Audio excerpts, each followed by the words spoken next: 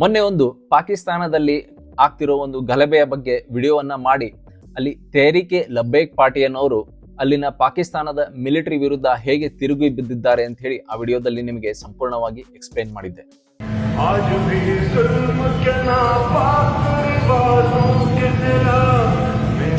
ಆದ್ರೆ ಈಗ ಹೊಸ ಬೆಳವಣಿಗೆ ನೋಡ್ತಾ ಇದ್ರೆ ಈ ತೆಹರೀಕೆ ಲಬ್ಬೈಕ್ ಪಾರ್ಟಿ ಪಾಕಿಸ್ತಾನ ಆರ್ಮಿ ವಿರುದ್ಧ ಈ ಪ್ರೊಟೆಸ್ಟ್ ಅನ್ನ ಏನು ಶುರು ಮಾಡಿತ್ತು, ಇದು ಒಂದು ದೊಡ್ಡ ನಾಟಕ ಅನ್ನೋ ತರ ನಮಗೆ ಈಗ ಗೊತ್ತಾಗ್ತಾ ಇದೆ.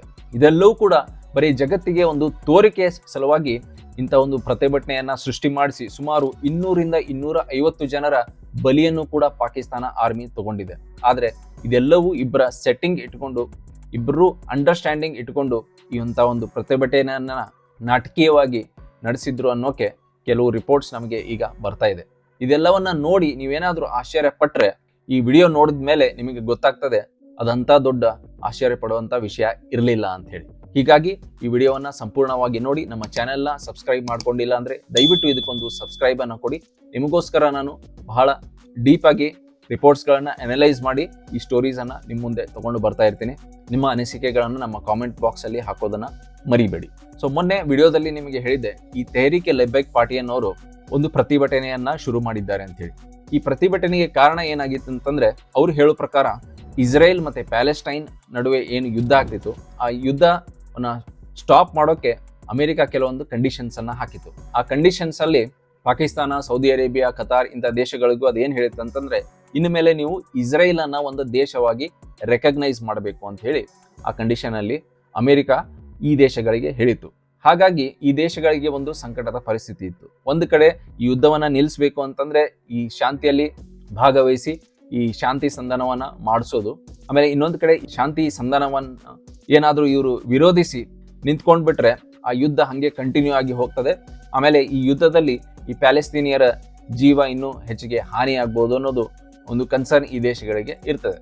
ಹೀಗಾಗಿ ಇವರಿಗೆ ಬೇರೆ ಆಪ್ಷನ್ ಇಲ್ಲದೆ ಸೌದಿ ಅರೇಬಿಯಾ, ಕತಾರ್, ಪಾಕಿಸ್ತಾನ ಈ ತರ ಎಲ್ಲಾ ದೇಶಗಳು, ಅದರಲ್ಲೂ ಅಂದ್ರೆ ಹೆಚ್ಚು ಈ ಮುಸ್ಲಿಂ ರಾಷ್ಟ್ರಗಳು ಇರ್ತವೆ, ಅವ ಮುಸ್ಲಿಂ ರಾಷ್ಟ್ರಗಳು ಅಮೆರಿಕ ಜೊತೆ ಈ ಶಾಂತಿ ಸಂಧಾನವನ್ನ ಒಪ್ಕೋತವೆ.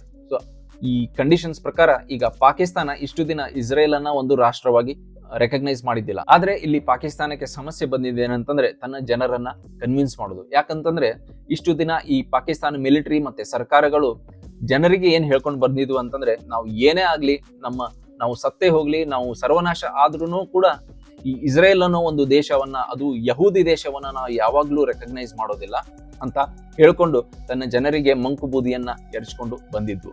ಆದ್ರೆ ಈಗ ರಾತ್ರೋರಾತ್ರಿ ಅದೇ ಇಸ್ರೇಲ್ ಅನ್ನ ರೆಕಗ್ನೈಸ್ ಮಾಡಿ ಅದಕ್ಕೆ ಒಂದು ಮಾನ್ಯತೆಯನ್ನ ಕೊಡಬೇಕು ಆಗಿ ಪರಿಸ್ಥಿತಿ ಬಂದಾಗ ಜನರಿಗೆ ಹೇಗೆ ಕನ್ವಿನ್ಸ್ ಮಾಡಬೇಕು ಅನ್ನೋದು ಒಂದು ದೊಡ್ಡ ಯಕ್ಷ ಪ್ರಶ್ನೆ ಪಾಕಿಸ್ತಾನಕ್ಕೆ ಬಂದು ನಿಂತಿತ್ತು. ಆಗ ಪಾಕಿಸ್ತಾನ ಮಿಲಿಟರಿಗೆ ಬಂದಿದ್ದೆ ಈ ಐಡಿಯಾ ಏನಾಗಿತ್ತು ಅಂತಂದ್ರೆ, ತೆಹರೀಕೆ ಲಬ್ಬೈಕ್ ಪಾರ್ಟಿ ಮೊದಲಿಂದನೂ ಪಾಕಿಸ್ತಾನಿ ಮಿಲಿಟರಿ ಬ್ಯಾಕ್ಡ್ ಪಾರ್ಟಿ ಇದೆ, ಅಂದ್ರೆ ಪಾಕಿಸ್ತಾನದ ಬೆಂಬಲ ಈ ತೆಹರೀಕೆ ಲಬ್ಬೈಕ್ ಪಾರ್ಟಿ ಮೇಲೆ ಇತ್ತು. ಹೀಗಾಗಿ ಈ ತೆಹರೀಕೆ ಲಬ್ಬೈಕ್ ಪಾರ್ಟಿಯನ್ನ ಪಾಕಿಸ್ತಾನ ಮಿಲಿಟರಿ ಯಾವುದೇ ತರದ ಒಂದು ಗಲಾಟೆ ಸೃಷ್ಟಿಸಬೇಕು ಅಥವಾ ತನ್ನದೇ ಸರ್ಕಾರದ ವಿರುದ್ಧ ಅಥವಾ ತನ್ನದೇ ರಾಜಕಾರಣಿ ವಿರುದ್ಧ ಏನಾದರೂ ಗಲಾಟೆ ಮಾಡಬೇಕು, ಪ್ರತಿಭಟನೆ ಮಾಡಿಸ್ಬೇಕು ಅಂತಂದ್ರೆ ಪಾಕಿಸ್ತಾನ ಮಿಲಿಟರಿ ಈ ತೆಹರೀಕೆ ಲಬ್ಬೈಕ್ ಪಾರ್ಟಿ, ರಿಜ್ವಿ ಅನ್ನೋ ಒಬ್ಬ ಲೀಡರ್ ಇದ್ದಾನೆ, ಇವನ್ನ ಬಳಸ್ಕೊಂಡು, ಯಾಕಂತಂದ್ರೆ ಈ ತೆಹರೀಕೆ ಲಬ್ಬೈಕ್ ಪಾರ್ಟಿ ಅನ್ನೋದು ಸ್ವಲ್ಪ ಕಟ್ಟರ್ಪಂಥಿ ಪಾರ್ಟಿ ಅಂತ ಹೇಳಿ ಕರಿಬಹುದು. ಕಟ್ಟರ್ಪಂಥಿ ಪಾರ್ಟಿ ಅಂತಂದ್ರೆ ಇಸ್ಲಾಮಿನ ಕಟ್ಟರ್ ವಿಚಾರಧಾರೆ ಹೊಂದಿದಂತ ಪಾರ್ಟಿ ಇದಾಗಿದೆ. ಹೀಗಾಗಿ ತೆಹರೀಕೆ ಲಬ್ಬೈಕ್ ಪಾರ್ಟಿ ಒಂದು ಪ್ರತಿಭಟನೆಯನ್ನ ಕರೆದ್ರೆ 16,000 ಜನರು ಕೆಲವೇ ಗಂಟೆಗಳಲ್ಲಿ ಬಂದು ಸೇರ್ತಾ ಇದ್ರು. ಈ ಪವರ್ ಅನ್ನ ಗಮನಿಸಿ ಪಾಕಿಸ್ತಾನಿ ಮಿಲಿಟರಿ ಆವಾಗ ಇದನ್ನ ತಮ್ಮ ರಾಜಕಾರಣಿಗಳ ವಿರುದ್ಧ ಪ್ರತಿಭಟನೆ ಮಾಡಿಸೋಕೆ ಅಥವಾ ಯಾವುದೇ ಒಂದು ಪಾಲಿಸಿ ಪಾಕಿಸ್ತಾನಿ ಮಿಲಿಟರಿಗೆ ಇಷ್ಟ ಆಗ್ಲಿಲ್ಲ ಅಂತಂದ್ರೆ ಅದನ್ನ ಬದಲಾಯಿಸೋಕೆ ಈ ವಾಮ ಮಾರ್ಗವನ್ನ ಪಾಕಿಸ್ತಾನದ ಮಿಲಿಟರಿ ಬಳಸ್ಕೊಂಡು ಬರ್ತಾ ಇತ್ತು. ಹೀಗಾಗಿ ತೆಹರೀಕೆ ಲಬ್ಬೈಕ್ ಪಾರ್ಟಿ ಮತ್ತೆ ಈ ಪಾಕಿಸ್ತಾನದ ಮಿಲಿಟರಿ ನಡುವೆ ಒಂದು ಒಳ್ಳೆ ಸಂಬಂಧ ಇರ್ತಾ ಇತ್ತು. ಹೊರಗಡೆ ಏನು ನಮಗೂ ಮತ್ತೆ ಈ ಪೊಲಿಟಿಕಲ್ ಪಾರ್ಟಿಗೆ ಏನೂ ಸಂಬಂಧ ಇಲ್ಲ ಅಂತ ಹೇಳಿ ಪಾಕಿಸ್ತಾನ ಮಿಲಿಟರಿ ಮತ್ತೆ ಈ ತೆಹರೀಕೆ ಲಬ್ಬೈಕ್ ಪಾರ್ಟಿ ತೋರಿಸ್ತಾ ಬಂದಿದ್ವು. ಆದ್ರೆ ಒಳಗೊಳಗೆ ಈ ಲೀಡರ್ಸ್ ಮತ್ತೆ ಪಾಕಿಸ್ತಾನ ಮಿಲಿಟರಿ ಜೊತೆ ಒಂದು ಅಂಡರ್ಸ್ಟ್ಯಾಂಡಿಂಗ್ ಇತ್ತು. ಹೀಗಾಗಿ ಇಸ್ರೇಲ್ನ ಈ ರೆಕಗ್ನೈಸ್ ಮಾಡುವಂತ ಸ್ಥಿತಿ ಬಂದ ಮೇಲೆ ಪಾಕಿಸ್ತಾನಿ ಮಿಲಿಟರಿ ಬಳಸ್ಕೊಂಡಿದ್ದೆ ಈ ತೆಹರೀಕೆ ಲಬ್ಬೈಕ್ ಪಾರ್ಟಿಯನ್ನ. ಪಾಕಿಸ್ತಾನ ಮಿಲಿಟರಿ ಏನ್ ಮಾಡ್ತಾರೆ, ತೆಹರೀಕೆ ಲಬ್ಬೈಕ್ ಪಾರ್ಟಿಗೆ ಮತ್ತೆ ಪ್ರಚೋದನೆ ಮಾಡಿ, ಇಲ್ಲ ನೀವು ಈಗ ಪ್ರತಿಭಟನೆಯನ್ನ ಮಾಡಿ ಇಸ್ರೇಲ್ ಅನ್ನ ಯಾವುದೇ ಕಾರಣಕ್ಕೂ ರೆಕಗ್ನೈಸ್ ಮಾಡಬಾರದು ಅಂತ ಹೇಳಿ ನೀವು ಜನರನ್ನ ಸೇರಿಸಿ ಪ್ರತಿಭಟನೆಯನ್ನ ಮಾಡಿಸಿ ಅಂತ ಹೇಳಿ ಪಾಕಿಸ್ತಾನಿ ಮಿಲಿಟರಿಯವರು ಪ್ರಚೋದನೆ ಕೊಟ್ಟಿದ್ರು. ಇದಾದ ಮೇಲೆ ತೆಹರೀಕ್ ಲೆಬೆಕ್ ಪಾರ್ಟಿ ಅದೇ ಪ್ರಕಾರ ಲಾಹೋರ್, ಯಾಕಂದ್ರೆ ಲಾಹೋರ್ ಅವರು ಒಂದು ಕಲ್ಚರಲ್ ಕ್ಯಾಪಿಟಲ್ ಅಂತ ಹೇಳ್ಬೋದು ಪಾಕಿಸ್ತಾನದ. ಇಸ್ಲಾಮಾಬಾದ್ ನ್ಯಾಷನಲ್ ಕ್ಯಾಪಿಟಲ್ ಆದ್ರೆ ಒಂದು ಕಲ್ಚರಲ್ ರಾಜಧಾನಿ, ಸಾಂಸ್ಕೃತಿಕ ರಾಜಧಾನಿ, ಹೇಗೆ ನಮಗೆ ಮೈಸೂರು ಇದೆ ಹಾಗೆ ಲಾಹೋರ್ ಇವರಿಗೆ ಒಂದು ಸಾಂಸ್ಕೃತಿಕ ರಾಜಧಾನಿ. ಈ ರಾಜಧಾನಿಯಲ್ಲಿ ಇವರ ಸ್ಟ್ರಾಂಗ್ ಪ್ರೆಸೆನ್ಸ್ ಇದೆ. ಯಾರ್ದು? ತೆಹರೀಕ್ ಲೆಬೆಕ್ ಪಾರ್ಟಿ ಅವರದು. ಹೀಗಾಗಿ ಅವರು ಪ್ರತಿಭಟನೆಯನ್ನ ಆಯೋಜನೆ ಮಾಡ್ತಾರೆ. ಪ್ರತಿಭಟನೆಯಲ್ಲಿ ಸುಮಾರು ಸಾವಿರಾರು ಜನರು, 16,000 ಜನರು ಕೂಡ್ತಾರೆ. ಆಲ್ಮೋಸ್ಟ್ ಲಕ್ಷಾಂತರ ಜನರು ಸೇರಿದ್ದಾರೆ ಅಂತ ಹೇಳಿ ಕೆಲವೊಂದು ರಿಪೋರ್ಟ್ಸ್ ಹೇಳಿದಾವೆ. ಇಷ್ಟು ಜನರು ಸೇರ್ಕೊಂಡು ಲಾಹೋರಿಂದ ಇಸ್ಲಾಮಾಬಾದ್ ವರೆಗೂ ಒಂದು ಜಾಥಾವನ್ನ ಮಾಡಿ ಆಮೇಲೆ ಇಸ್ಲಾಮಾಬಾದ್ ಹೋಗಿ ಅಲ್ಲಿ ನಮ್ಮ ಪ್ರತಿಭಟನೆಯನ್ನ ಇನ್ನೂ ಜೋರಾಗಿ ಮಾಡಬೇಕು ಅನ್ನೋದು ಒಂದು ಇವರ ಪ್ಲಾನ್ ಆಗಿತ್ತು. ಹೀಗೆ ಲಾಹೋರಿಂದ ಇಸ್ಲಾಮಾಬಾದ್ಗೆ ಹೊರಟಾಗ ಆಗ ಪಾಕಿಸ್ತಾನಿ ಮಿಲಿಟರಿದವರು ಇದೇ ಪ್ರತಿಭಟನೆಯನ್ನ ಮುಗಿಸ್ಬೇಕು ಅಂತ ಹೇಳಿ ಪಾಕಿಸ್ತಾನಿ ಮಿಲಿಟರಿಯವರು ಫೈರಿಂಗ್ ಅನ್ನ ಶುರು ಮಾಡ್ತಾರೆ. ಅಂದ್ರೆ ಪಂಜಾಬ್ ಪೊಲೀಸ್ ಆಗಿರ್ಬೋದು ಮತ್ತೆ ಪಾಕಿಸ್ತಾನಿ ಮಿಲಿಟರಿಯವರು ಸೇರ್ಕೊಂಡು ಈ ಪ್ರತಿಭಟನೆ ಮೇಲೆ ಫೈರಿಂಗ್ ಅನ್ನ ಸ್ಟಾರ್ಟ್ ಮಾಡ್ತಾರೆ. ಅಲ್ಲಿ ಜನರನ್ನ ಯದ್ವಾ ತದ್ವಾ ಹೊಡೆಯೋಕೆ ಶುರು ಮಾಡ್ತಾರೆ. ಸಾಕಷ್ಟು ಲೀಡರ್ಸ್ಗಳನ್ನ ಅರೆಸ್ಟ್ ಮಾಡೋಕೆ ಶುರು ಮಾಡ್ತಾರೆ. ಆಮೇಲೆ ಒಂದು ರಿಪೋರ್ಟ್ನ ನಾವು ನಂಬೋದಾದ್ರೆ ಸುಮಾರು 250ಕ್ಕೂ ಹೆಚ್ಚಿನ ಜನರ ಸಾವು ಈಗಾಗಲೇ ಆಗಿದೆ ಅಂತ ಹೇಳಿ ಆ ರಿಪೋರ್ಟ್ ಹೇಳ್ತದೆ. ಹಾಗಾದ್ರೆ ನಿಮ್ ತಲೆಯಲ್ಲಿ ಪ್ರಶ್ನೆ ಬರ್ಬೋದು, ಈಗ ತಾನೇ ಹೇಳ್ತಿದ್ರಿ ಪಾಕಿಸ್ತಾನಿ ಮಿಲಿಟರಿ ಅವರೇ ಈ ಪಾರ್ಟಿಗೆ ಪ್ರಚೋದನೆಯನ್ನ ನೀಡಿ ಪ್ರತಿಭಟನೆ ಮಾಡಿಸಿದ್ರು, ಮತ್ತೆ ಈಗ ಹೇಳ್ತಾ ಇದ್ದೀರಿ ಇವರಿಗೆ ಪಾಕಿಸ್ತಾನಿ ಮಿಲಿಟರಿ ಅವರೇ ಕೊಂದು ಹಾಕಿ ಈ ಪ್ರತಿಭಟನೆಯನ್ನ ಮುಗಿಸಿದ್ದಾರೆ ಅಂತ ಹೇಳಿ. ಇದಕ್ಕೆ ನಾವು ಪಾಕಿಸ್ತಾನದ ಒಂದು ಮೆಂಟಾಲಿಟಿಯನ್ನ ಅರ್ಥ ಮಾಡ್ಕೋಬೇಕು. ಇಲ್ಲಿ ಪಾಕಿಸ್ತಾನದಲ್ಲಿ ಈ ತೆಹರೀಕ್ ಲೆಬೆಕ್ ಪಾರ್ಟಿ ಆಗಿರ್ಬೋದು, ಪಾಕಿಸ್ತಾನಿ ಮಿಲಿಟರಿ ಆಗಿರ್ಬೋದು, ಇವರಿಗೆ ಸಾಮಾನ್ಯ ನಾಗರಿಕರ ಇವರ ಜೀವದ ಬಗ್ಗೆ ಕಿಂಚಿತ್ತು ಕೇರ್ ಅನ್ನೋದೇ ಇಲ್ಲ. ಇವರಿಗೆ ಅವರು ಸತ್ರು ಎಷ್ಟು ಬದುಕಿದ್ರೆ ಎಷ್ಟು ಅನ್ನೋ ಥರ ಇವರ ಧೋರಣೆ ಆಗಿದೆ. ಹೀಗಾಗಿ ಪಾಕಿಸ್ತಾನಿ ಮಿಲಿಟರಿ ಮತ್ತೆ ಈ ಲೀಡರ್ಸ್ ಏನ್ ಅಂಡರ್ಸ್ಟ್ಯಾಂಡಿಂಗ್ ಇದೆ, ಇವರ ಅಂಡರ್ಸ್ಟ್ಯಾಂಡಿಂಗ್ ತುಂಬಾ ಚೆನ್ನಾಗಿದೆ ಲೀಡರ್ಸ್ದು ಮತ್ತೆ ಈ ಪಾಕಿಸ್ತಾನಿ ಮಿಲಿಟರಿದು. ಇದಕ್ಕೆ ಬಲಿಪುಷವಾಗಿ ಅಲ್ಲಿನ ಸಾಮಾನ್ಯ ನಾಗರಿಕರನ್ನ ಇವರು ಬಳಕೆ ಮಾಡ್ತಾರೆ. ಅಲ್ಲಿ ನೂರಾರು ಜನ ಸತ್ರು, ಇವ್ರು ಯಾರು ಕೇರ್ ಮಾಡೋದಿಲ್ಲ. ಹೀಗಾಗಿ ಇವರು ಫೈರಿಂಗ್ ಮಾಡಿದ್ಮೇಲೆ ಈಗ ಲೀಡರ್ ಸಡನ್ ಆಗಿ ತೆಹರೀಕ್ ಲೆಬೆಕ್ ಪಾರ್ಟಿಯವನು ಓಡ್ ಹೋಗ್ಬಿಟ್ರೆ ಜನರಿಗೂ ಕೂಡ ಗೊತ್ತಾಗ್ತದೆ ಅಂತ ಹೇಳಿ ಇವರು ಒಂದು ಸ್ಟೋರಿಯನ್ನ ಕ್ರಿಯೇಟ್ ಮಾಡ್ತಾರೆ. ಏನ್ ಸ್ಟೋರಿ ಕ್ರಿಯೇಟ್ ಮಾಡ್ತಾರೆ ಅಂತಂದ್ರೆ, ಈ ಫೈರಿಂಗ್ ನಲ್ಲಿ ಲೀಡರ್ಗೂ ಕೂಡ ಏಟು ಬಿದ್ದಿದೆ, ಸುಮಾರು ಗುಂಡುಗಳು ಬಿದ್ದಿದೆ, ಅವರ ಟ್ರೀಟ್ಮೆಂಟ್ ಒಂದು ಖಾಸಗಿ ಆಸ್ಪತ್ರೆಯಲ್ಲಿ ಮಾಡಿಸ್ತಾ ಇದ್ದಾರೆ ಅಂತ ಹೇಳಿ ನ್ಯೂಸ್ ರಿಪೋರ್ಟ್ಸ್ ನ ಲೀಕ್ ಮಾಡ್ತಾರೆ. ಆದ್ರೆ ನಾನು ನೋಡಿದ ಹಾಗೆ ಬೇರೆ ಯಾವುದೇ ಒಂದು ವೆರಿಫೈಡ್ ನ್ಯೂಸ್ ಚಾನೆಲ್ಸ್ ಆಗಿರ್ಬೋದು, ವೆರಿಫೈಡ್ ನ್ಯೂಸ್ ವೆಬ್ಸೈಟ್ಸ್ ಅಲ್ಲೂ ಕೂಡ ಯಾವ ಆಸ್ಪತ್ರೆಯಲ್ಲಿ ಇವರು ದಾಖಲೆಯಾಗಿದ್ದಾರೆ, ಆಮೇಲೆ ಯಾರಿಗೆ ಎಷ್ಟು ಗುಂಡು ಏಟು ಬಿದ್ದಿದೆ, ಇವರ ಈಗ ಪರಿಸ್ಥಿತಿ ಏನಾಗಿದೆ ಅಂತ ಕಳೆದ 2 ದಿನಗಳಿಂದ ಯಾವುದೇ ತರಹದ ಅಪ್ಡೇಟ್ಗಳು ಇಲ್ಲ. ಹೀಗಾಗಿ ಇದು ಕ್ಲಿಯರ್ ಆಗಿ ಒಂದು ಸ್ಟೇಜ್ಡ್ ಪ್ರೊಟೆಸ್ಟ್ ಅಂತ ಗೊತ್ತಾಗ್ತದೆ. ಇಲ್ಲಿ ಲೀಡರ್ಸ್ಗೂ ಸಣ್ಣ ಪುಟ್ಟ ಹಾನಿ ಆಗಿದ್ರು ಕೂಡ ಅದನ್ನೇ ದೊಡ್ಡದಾಗಿ ಇಲ್ಲ ಇವ್ರಿಗೆ ಗುಂಡೇಟು ಬಿದ್ದಿದೆ, ಸಾವು ಮತ್ತ ಜೀವನ ನಡುವೆ ಇವರು ಹೋರಾಟವನ್ನ ಮಾಡ್ತಾ ಇದ್ದಾರೆ ಅಂತ ಹೇಳಿ ಒಂದು ಸ್ಟೋರಿಯನ್ನ ಕ್ರಿಯೇಟ್ ಮಾಡಿ ಆ ಸ್ಟೋರಿಯನ್ನ ಇಟ್ಕೊಂಡು ಸಾಮಾನ್ಯ ಜನರ ಮೇಲೆ ಇವರು ಪ್ರಹಾರ ಮಾಡಿ ಗುಂಡೇಟಿಂದ ಹೊಡೆದು ಸುಮಾರು 200ಕ್ಕೂ ಹೆಚ್ಚಿನ ಜನರನ್ನ, ಅವರ ಜೀವಗಳನ್ನ ಇವರು ಆಲ್ರೆಡಿ ತಗೊಂಡಿದ್ದಾರೆ.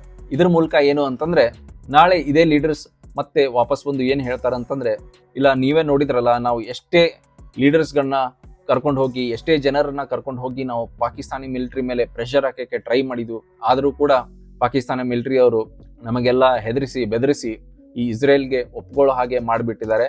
ಹೀಗಾಗಿ ನಮಗೆ ಯಾವುದೇ ತರಹದ ಇನ್ಮೇಲೆ ಆಪ್ಷನ್ ಇಲ್ಲ, ಇದನ್ನ ನಾವು ಒಪ್ಕೊಂಡ್ಬಿಡೋಣ ಅನ್ನೋದೊಂದು ಮೈಂಡ್ ಸೆಟ್ ಅನ್ನ ಜನರ ನಡುವೆ ಕ್ರಿಯೇಟ್ ಮಾಡ್ತಾರೆ. ಜನರ ಮಧ್ಯೆ ಈ ಒಂದು ಭಯ ಈಗ ಹುಟ್ಕೊಂಡ್ಬಿಟ್ಟಿದೆ. ಯಾಕಂತಂದ್ರೆ ಇಷ್ಟು ಜನ ತೀರ್ಕೊಂಡಿದ್ದಾರೆ, ಸಾಕಷ್ಟು ಪ್ರಾಪರ್ಟೀಸ್ ನಷ್ಟ ಆಗಿದೆ, ಸಾಕಷ್ಟು ಬಿಸ್ನೆಸಸ್ಗಳು ಲಾಸ್ ಅಲ್ಲಿ ಹೋಗಿವೆ.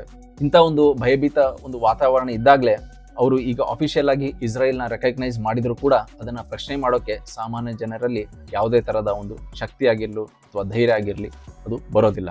ಅದಕ್ಕೆ ನಾವು ಹೇಳೋದು, ಈ ಪಾಕಿಸ್ತಾನಿ ಮಿಲಿಟರಿ ಅನ್ನೋದು ಎಷ್ಟು ನೀಚವಾದ ಒಂದು ಸಂಸ್ಥೆಯಾಗಿ ಬೆಳೆದಿದೆ ಅಂತ ಹೇಳಿ. ಯಾಕಂತಂದ್ರೆ ಸಾಮಾನ್ಯ ಜನಜೀವನದ ಬಗ್ಗೆ ಕಿಂಚಿತ್ತು ಕಾಳಜಿ ಈ ರಾಜಕಾರಣಿಗಳಿಗೆ ಮತ್ತೆ ಈ ಪಾಕಿಸ್ತಾನಿ ಮಿಲಿಟರಿದವರಿಗೆ ಆಗಿಲ್ಲ. ಅವ್ರಿಗೆ ಏನಾದ್ರೂ ಅವರ ಅಕೌಂಟಲ್ಲಿ ಟೈಮ್ ಟು ಟೈಮ್ ದುಡ್ಡು ಬರಬೇಕು, ಭಾರತದ ವಿರೋಧವನ್ನ ಮುಂದುವರಿಸ್ಕೊಂಡು ಹೋಗಬೇಕು, ಯಾವುದೇ ತರಹದ ಬೆಳವಣಿಗೆಗಳು ಪ್ರಾಜೆಕ್ಟ್ ಆಗಿರ್ಬೋದು, ಡೆವಲಪ್ಮೆಂಟ್ ಆಗಿರ್ಬೋದು, ಒಳ್ಳೆ ಶಿಕ್ಷಣ ಕೊಡುವಂಥ ನಿಟ್ಟಿನಲ್ಲಿ ಇರ್ಬೋದು, ಒಳ್ಳೆ ಹೆಲ್ತ್ ಸೇವೆಯನ್ನ ಕೊಡೋ ನಿಟ್ಟಿನಲ್ಲಿ ಇರ್ಬೋದು, ಕೆಲಸ ಮಾಡೋಕ್ಕೆ ಇವರು ಇಷ್ಟಪಡೋದಿಲ್ಲ. ಇವ್ರು ಏನಾಗಿದ್ರು ಭ್ರಷ್ಟಾಚಾರವನ್ನ ಮಾಡಿ ತಮಗೆ ಕಮಿಷನ್ ಅನ್ನ ಹೊಡೆದು ಎಷ್ಟು ಬೇಕು ತಮ್ಮ ಆಸ್ತಿಯನ್ನ ಬೆಳೆಸೋದು. ಆಮೇಲೆ ಈ ರಾಜಕಾರಣಿಗಳು ಪಾಕಿಸ್ತಾನಿ ಮಿಲಿಟರಿದವರು ಅಂಡರ್ಸ್ಟ್ಯಾಂಡಿಂಗ್ ಅನ್ನ ಮಾಡಿಕೊಂಡು ದುಡ್ಡು ಅವರವರು ಕಮಿಷನ್ ಅನ್ನ ಶೇರ್ ಮಾಡಿಕೊಂಡು ಪಾಕಿಸ್ತಾನ ಜನರಿಗೆ ಹಳ್ಳಕ್ಕೆ ತಳ್ಳುವ ಒಂದು ಯೋಜನೆಯನ್ನ ಸುಮಾರು 1947ರಿಂದನೇ ಮಾಡಿಕೊಂಡು ಬಂದಿದ್ದಾರೆ. ಈಗಲೂ ಕೂಡ ಇದೇ ಟ್ಯಾಕ್ಟಿಕ್ಸ್ ಅನ್ನ, ಇದೇ ಟ್ರಿಕ್ಸ್ ಅನ್ನ ಮುಂದುವರಿಸಿಕೊಂಡು ಹೋಗ್ತಾ ಇದ್ದಾರೆ. ಮುಂದೆ ನೀವು ನೋಡ್ಬೋದು, ಇನ್ನೊಂದು ಸ್ವಲ್ಪ ದಿನಗಳಲ್ಲೇ ಪಾಕಿಸ್ತಾನ ಕೂಡ ಅನೌನ್ಸ್ ಮಾಡ್ತದೆ, ನಾವು ಇಸ್ರೇಲ್ ಅನ್ನ ರೆಕಗ್ನೈಸ್ ಮಾಡ್ತೀವಿ ಅಫಿಷಿಯಲ್ ಅಂತ ಹೇಳಿ. ಆವಾಗ ಯಾವುದೇ ತರಹದ ಪ್ರತಿಭಟನೆಯನ್ನ ನೀವು ಪಾಕಿಸ್ತಾನದ ಸಮಾಜದಲ್ಲಿ ನೋಡೋದಿಲ್ಲ. ಯಾಕಂತಂದ್ರೆ ಇಷ್ಟು ದಿನ ಯಹೂದಿಗಳು, ಇವರು ನಮ್ಮ ಕಟ್ಟರ್ ದುಶ್ಮನ್ಗಳು, ಇವರು ನಮ್ಮ ಕಟ್ಟ ವೈರಿಗಳು, ಏನೇ ಆದ್ರೂ ಇವರನ್ನು ನಾವು ಎದುರಿಸಬೇಕು.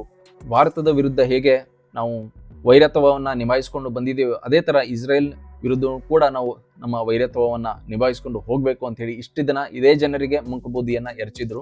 ಈಗ ಪರಿಸ್ಥಿತಿ ಬದಲಾದ ಮೇಲೆ ಇದೇ ಜನರಿಗೆ, ಇದೇ ಜನರ ಜೀವಗಳಿಗೆ ಏಟನ್ನು ಕೊಟ್ಟು ಅವರಿಗೆ ಬಲಿಪಶುವನ್ನು ಮಾಡಿ ಈಗ ಇಸ್ರೇಲನ್ನು ರೆಕಗ್ನೈಸ್ ಮಾಡೋಕ್ಕೆ ಪಾಕಿಸ್ತಾನಿ ಮಿಲಿಟರಿಯವರು ಹೊರಟಿದ್ದಾರೆ. ಸೊ ನೋಡಿದ್ರಲ್ಲ ಫ್ರೆಂಡ್ಸ್, ಇಂಥ ಕೀಳು ಮಟ್ಟಕ್ಕೂ ಈ ಪಾಕಿಸ್ತಾನ ಮಿಲಿಟರಿ ಮತ್ತು ಈ ರಾಜಕಾರಣಿಗಳು ಇಳಿಯೋಕೆ ರೆಡಿಯಾಗಿದ್ದಾರೆ ಅಂತ ಹೇಳಿ ಈ ಬೆಳವಣಿಗೆಗಳಿಂದ ನಮಗೆ ಗೊತ್ತಾಗ್ತದೆ. ಈ ವಿಡಿಯೋ ನಿಮಗೆ ಇಷ್ಟ ಆಯ್ತಂದ್ರೆ ದಯವಿಟ್ಟು ಈ ವಿಡಿಯೋಗೆ ಒಂದು ಲೈಕ್ ಅನ್ನು ಕೊಡಿ. ನಮ್ಮ ಚಾನೆಲ್ನ ಸಬ್ಸ್ಕ್ರೈಬ್ ಮಾಡ್ಕೊಂಡಿಲ್ಲ ಅಂದ್ರೆ ದಯವಿಟ್ಟು ನಮ್ಮ ಚಾನೆಲ್ನ ನೀವು ಸಬ್ಸ್ಕ್ರೈಬ್ ಮಾಡ್ಕೊಳ್ಳಿ. ಆಮೇಲೆ ಈ ಟಾಪಿಕ್ ನಿಮಗೆ ಇಷ್ಟ ಆಯ್ತು ಅಂದ್ರೆ ಇಲ್ಲಿ ಕ್ಲಿಕ್ ಮಾಡಿ ಈ ವಿಡಿಯೋವನ್ನ ನೋಡಿ.